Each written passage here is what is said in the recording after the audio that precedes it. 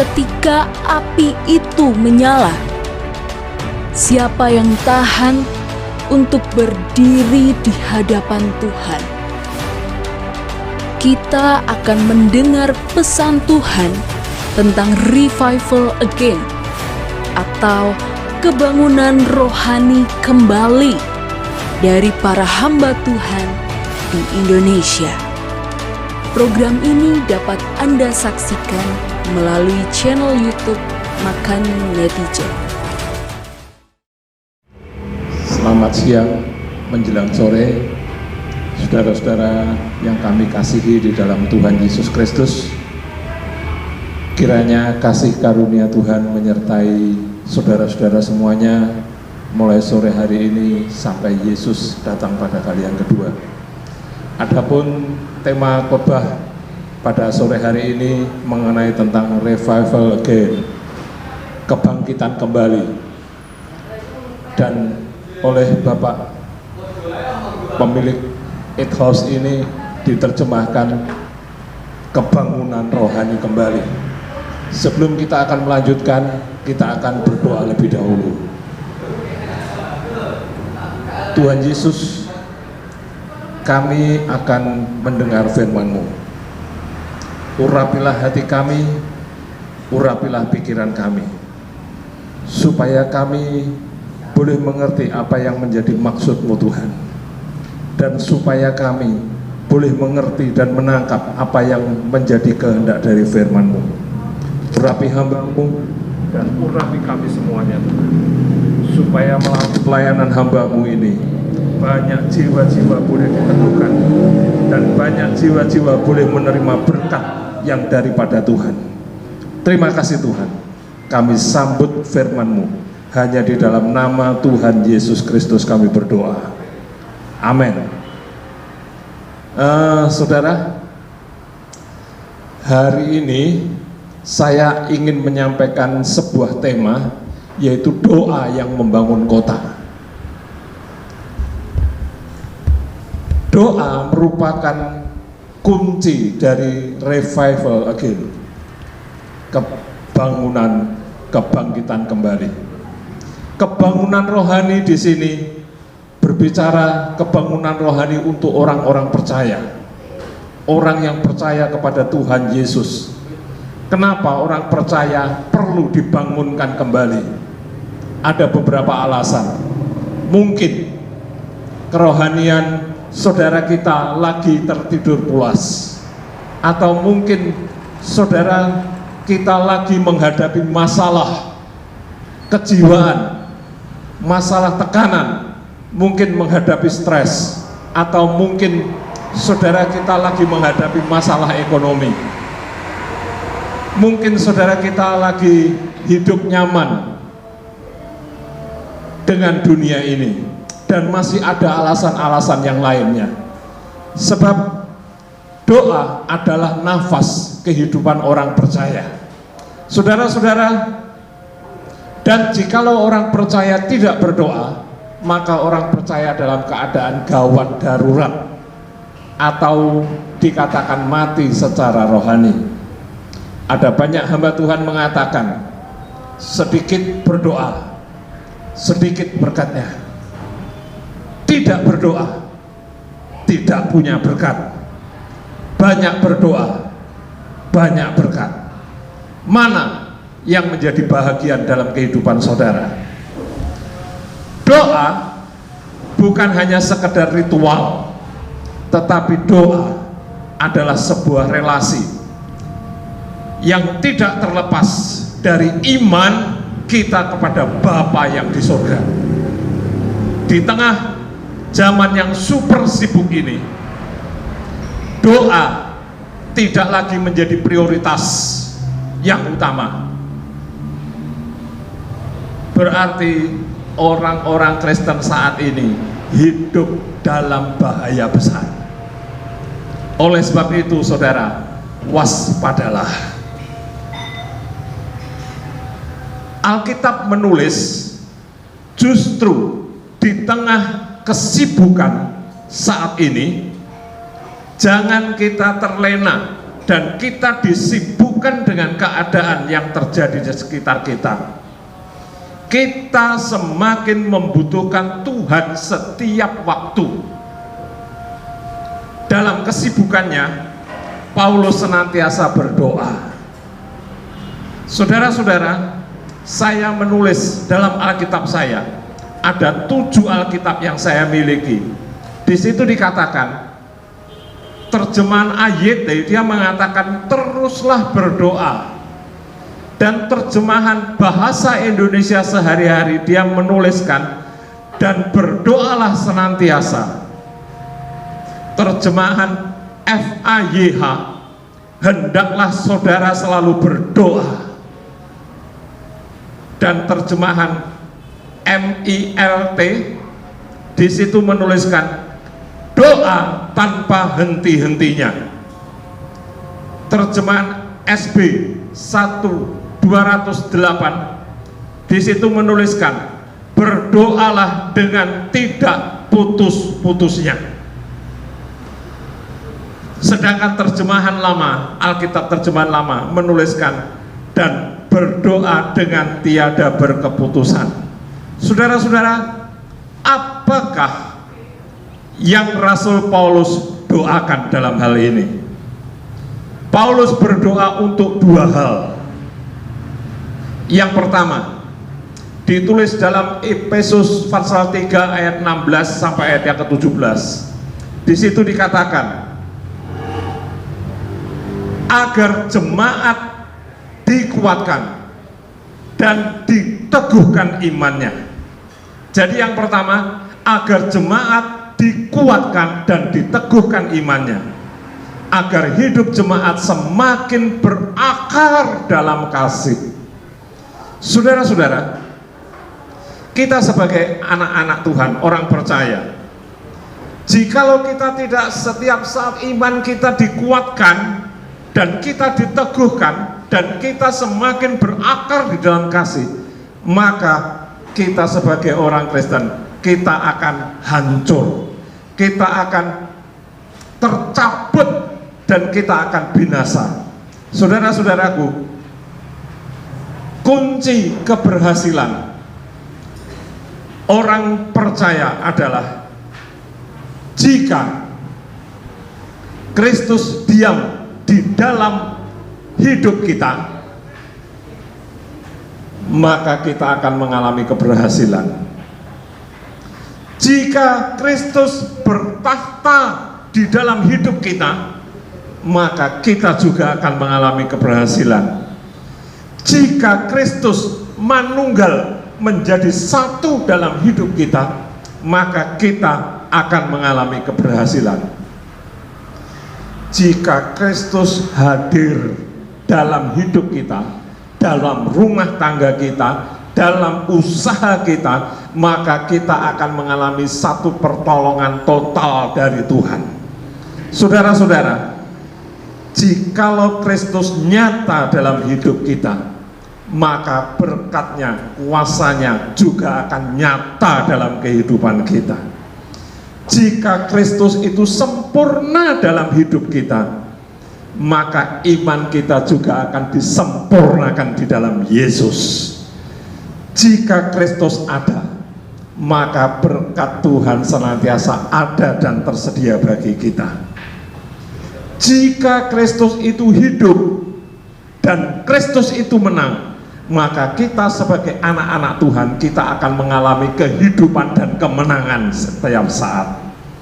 Saudara, tanpa dikuatkan oleh Roh Tuhan dan tanpa kita berakar di dalam Kristus, iman kita pasti akan runtuh. Perhatikan, iman kita pasti akan runtuh dan kita akan menghadapi kehancuran total. Itu yang pertama. Paulus berdoa untuk hal yang pertama. Dan hal yang kedua, itu ditulis dalam Efesus pasal 3 ayat 18 sampai 19. Kenapa Paulus berdoa? Ada 2 hal. Yang pertama tadi dan yang kedua ini. Kenapa yang kedua? Agar jemaat mengerti rencana keselamatan yang dari Tuhan.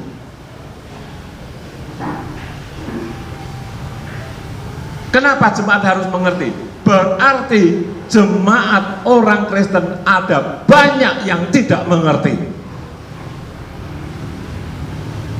Kita baca ayat 18, Efesus 3 ayat 18. Aku berdoa supaya kamu bersama-sama dengan segala orang kudus dapat memahami.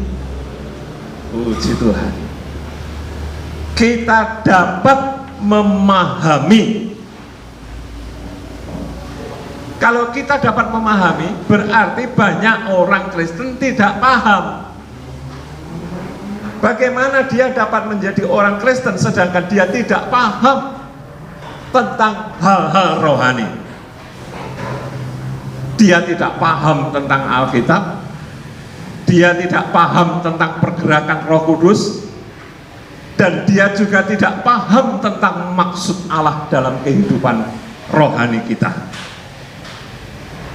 Saudara, mari kita buka hati sore hari ini. Jikalau kita melihat di dalam Efesus 3 ayat 18, di situ dikatakan betapa lebarnya dan panjangnya dan tingginya dan dalamnya kasih Kristus itu. Saudara, kalau kasih manusia dapat diukur, kasih saya dapat diukur, kasih saudara dapat diukur, tetapi kalau kasihnya Kristus tidak dapat diukur. Berbahagialah saya dan berbahagialah saudara. Kita yang serba terbatas, tetapi kita memiliki Tuhan yang tidak terbatas. Saudara, kalau kasih kita mungkin hanya lebar, panjang, dan tinggi. Kalau itu diukur, berapa meter kubik kasih saudara kepada Tuhan? Masih dapat diukur. Kasih saudara kepada orang tua dapat diukur. Kasih saudara kepada istri, suami dapat diukur. Kasih saudara terhadap kepada anak-anak juga dapat diukur. Kasih saudara kepada Tuhan pun juga dapat diukur. Tetapi kasih Tuhan untuk saudara tidak terukur. Saudara-saudara, Paulus berdoa supaya kamu bersama-sama dengan segala orang kudus dapat memahami. Ini yang perlu ditekankan. Kenapa kita sebagai orang Kristen setiap minggu, setiap saat kita beribadah, tetapi kita tidak paham, tidak memahami tentang firman Tuhan? Apalagi kita mau melakukan firman, paham aja enggak? Bagaimana kita bisa melakukan firman, mau paham aja enggak? Tetapi kita beruntung punya Tuhan yang luar biasa. Kasihnya tidak terbatas, kasihnya tanpa batas, kasihnya tak berkesudahan, dan kasih Kristus itu senantiasa ya dan amin. Saudara-saudara, kasih yang tak terukur itu Tuhan berikan untuk saya dan untuk saudara. Dengan cara dia rela mati di atas kayu salib di Bukit Golgota untuk menggenapi nubuatan firman Allah. supaya setiap orang yang percaya kepadanya tidak binasa, tetapi supaya dia beroleh hidup yang kekal. Saudara-saudara,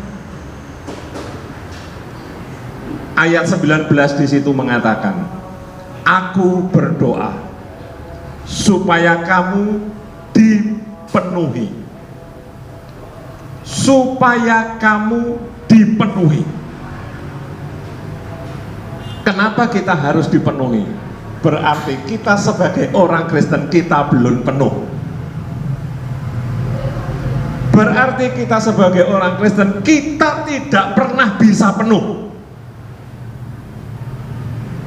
Makanya Yesus mati di atas kayu salib supaya kita sebagai orang Kristen kita dapat dipenuhi. Saya lanjutkan pembacaan ini. Kamu dipenuhi di dalam seluruh kepenuhan Allah. Puji Tuhan, kita dapat dipenuhi di dalam seluruh kepenuhan Allah.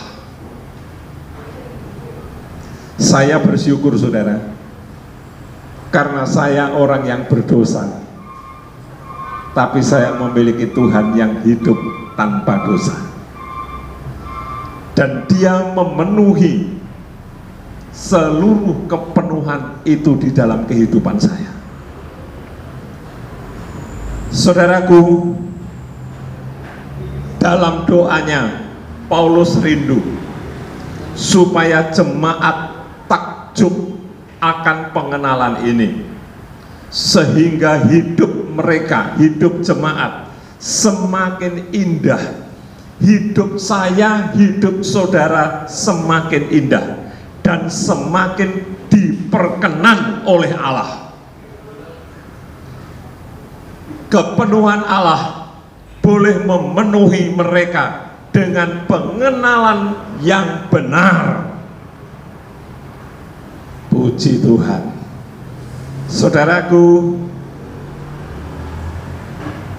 hari-hari ini kita sedang mengalami pandemi, ya. Saya mau tanya kepada saudara, saat ini siapa yang lebih besar dalam hati saudara? Siapa yang lebih dominan dalam pikiran saudara? COVID-19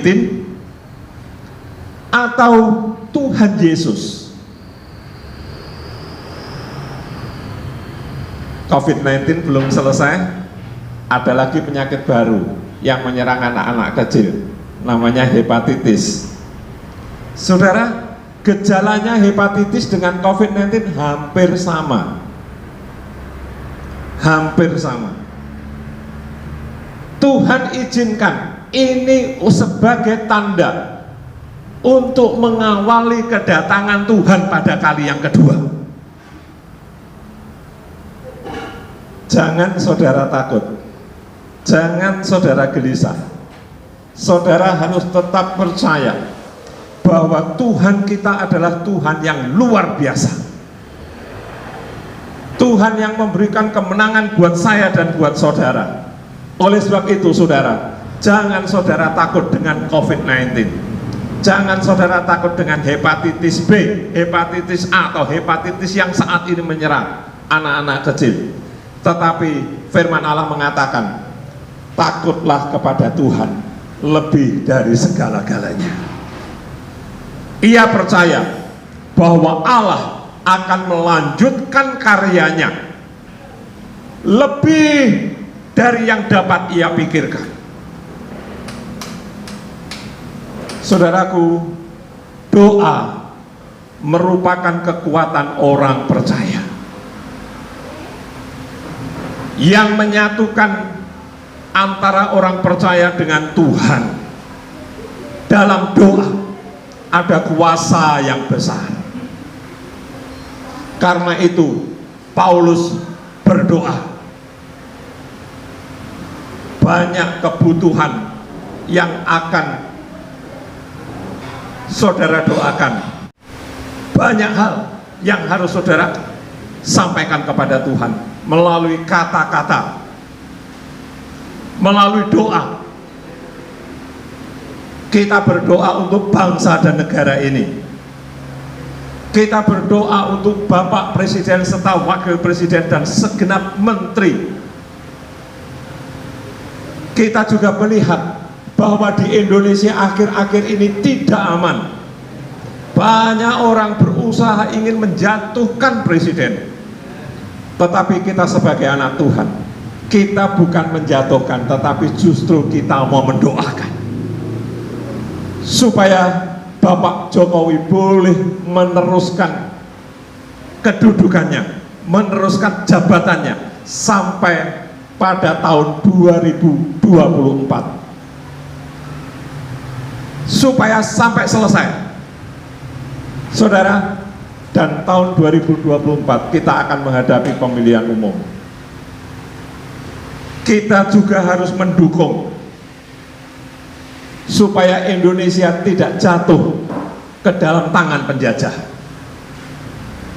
Yang dimaksud penjajah ini bukan orang dari luar negeri. Yang dimaksud penjajah ini adalah dosa yang menjajah umat manusia.